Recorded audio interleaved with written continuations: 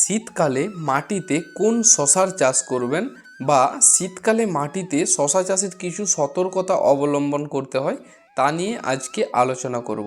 তো চলুন ভিডিওটিকে শুরু করা যাক। এখনও যারা আমাদের ইউটিউব চ্যানেলকে সাবস্ক্রাইব করেননি অবশ্যই সাবস্ক্রাইব করবেন। আর দেখুন এখানে আমাকে কিন্তু পোকায় চোখটা কামড়ে দিয়েছে এবং ফুলে আছে, তারপরেও আমি আপনাদের জন্য ভিডিও বানাচ্ছি। তাই এই ভিডিওটিকে একটি করে সকলেই লাইক করবেন। তো চলুন এবার ভিডিওটিকে শুরু করা যাক। তো শীতকালে আপনারা মাটিতে অনেক কৃষক কিন্তু চাষাবাদ করে থাকেন। গ্রীষ্ম বা বর্ষাকালের তুলনায় শীতকালে শশার ফলন কিন্তু অনেক বেশি হয়। তার কারণ হলো শীতকালে কিন্তু স্ত্রী ফুলটাই বেশি পরিমাণে হয় আর পুরুষ ফুল একদমই হয় না। তাই এক একটি গিটে প্রায় 4টি পর্যন্ত জালি দেখা যায়।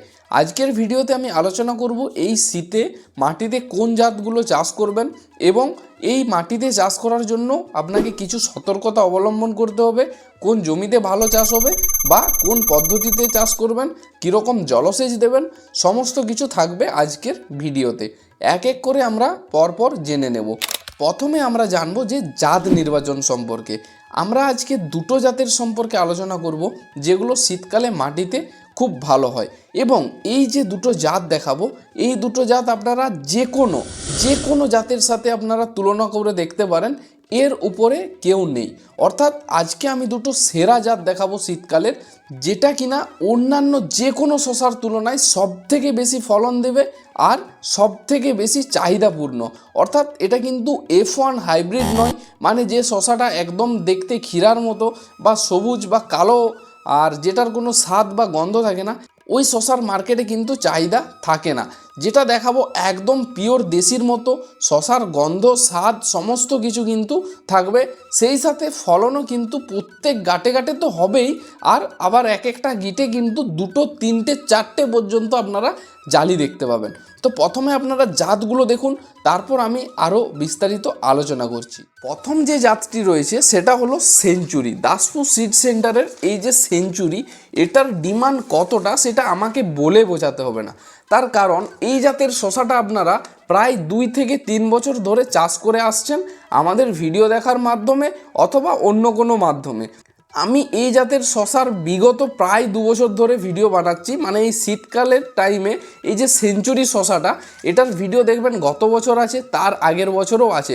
তো এটার রেজাল্ট সম্পর্কে আমার বেশি কিছু বলার নেই।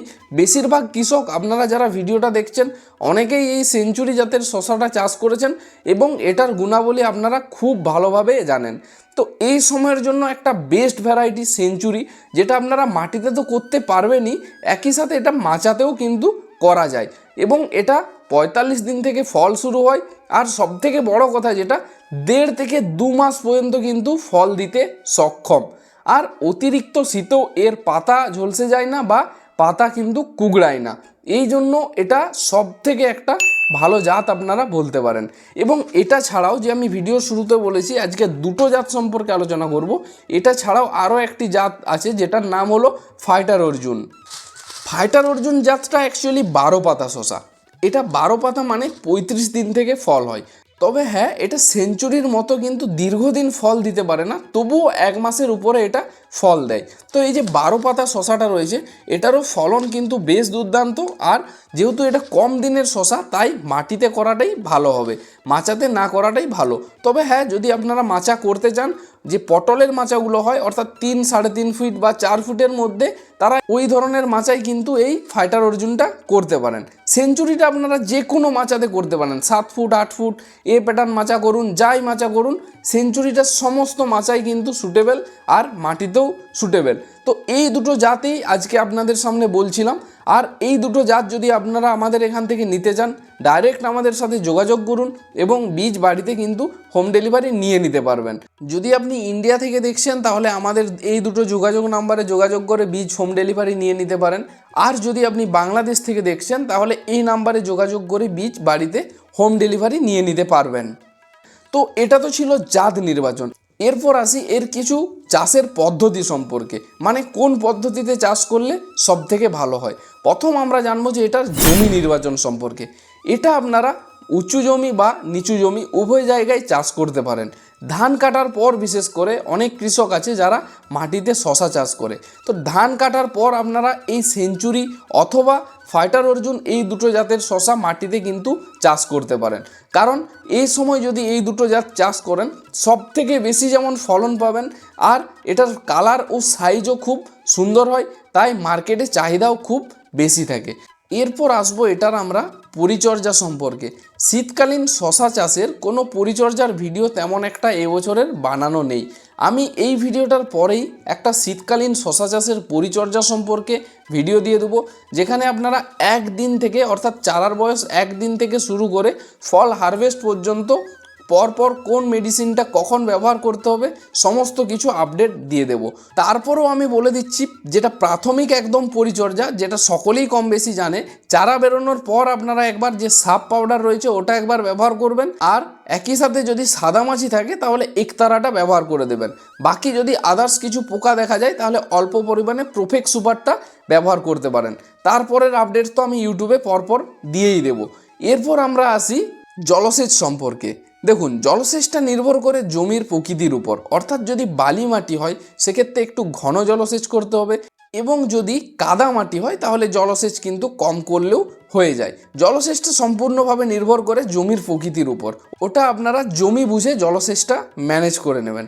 এবার এটা লাগানোর পদ্ধতি বা বীজ রোপণের পদ্ধতি যদি বলি, আপনারা বেডটা টোটাল বেড করবেন প্রায় 2.5 হাতের মতো, বা আপনি যদি ফুট হিসাবে ধরতে চান তাহলে 3.5 ফিট দেবেন, আর একটা খুপি থেকে আরেকটা খুপির দূরত্ব করবেন 1.5 থেকে 2 হাত, মানে 2.5 ফুটের মতো।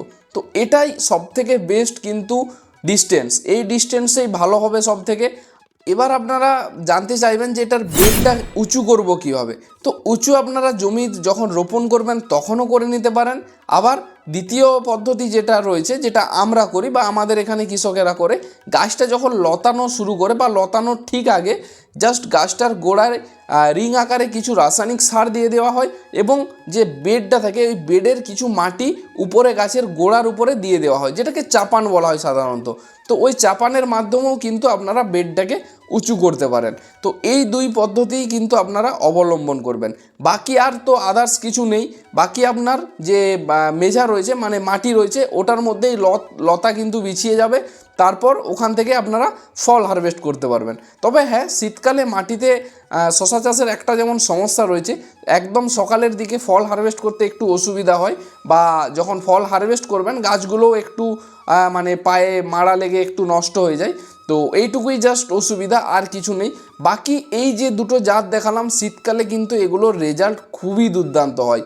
এবং আপনারা যদি মাচাতে চাষ করতে চান তো মাচার জন্য আমি বেশ কিছু ভিডিও বানিয়ে রেখেছি, মাচাতে কোন জাতের শশাগুলো চাষ করতে পারবেন, অথবা আজকের ভিডিওতেও যে দেখালাম যে সেঞ্চুরি জাতটা, ওটাও কিন্তু মাচাতে চাষ করতে পারবেন। বাকি মাটি হোক অথবা মাচা, দু জায়গারই আমি একটা পরিচর্যা সম্পর্কে খুব দ্রুত ভিডিও আনছি, যেখানে আপনারা A to Z কোন ওষুধটা কখন ব্যবহার করবেন সেটার যেমন একটা ভিডিও থাকবে, আর কোন সারটা কোন সময় ব্যবহার করবেন রাসায়নিক সার সেটার নিয়েও আরেকটা ভিডিও আমি বানিয়ে দেব। তাহলে কিন্তু কোনো আপনাদের অসুবিধাই হবে না। বাকি শীতকালে আপনারা মাটি মাচা উভয় জায়গায় চাষ করতে পারেন, দু জায়গায় কিন্তু খুব ভালো হয়। আজকে এটুকুই ইনফরমেশন দেওয়ার ছিল আপনাদেরকে। তো দেখা হচ্ছে পরের ভিডিওতে। সকলেই ভালো থাকুন, সুস্থ থাকুন, এবং সকলেই কিন্তু লাইক কমেন্ট করতে ভুলবেন না। ধন্যবাদ সকলকে ভিডিওটি শেষ পর্যন্ত দেখার জন্য।